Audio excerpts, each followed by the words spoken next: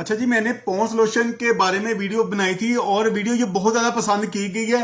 बस बहुत ज्यादा लोग हैं जो मुझसे पूछ रहे हैं कि भाई आपने मकदार तो बताई नहीं कि इसको कैसे यूज करना है। जी मैंने आपको बताया था कि एक पॉन्स लोशन आपने लेना है, क्योंकि व्हाइटनिंग के लिए अगर आप चाहते हैं ना, पॉन्स लोशन तो अपना काम करेगा ही खुश्की के लिए। अगर साथ साथ व्हाइटनिंग चाहते हैं पूरे जिस्म की, तो क्या करना होगा आपको, ये इसका गोल्ड फेस का पाउडर इसमें डालना है 1 अदद, और 1 अदद आपने बायोकास का सीरम डालना है। सीरम डाल के इसको हल करके आप अपनी पूरी बॉडी पे यूज कर सकते हैं। इससे ये होगा कि आपकी मुकम्मल बॉडी वाइट होना शुरू हो जाएगी।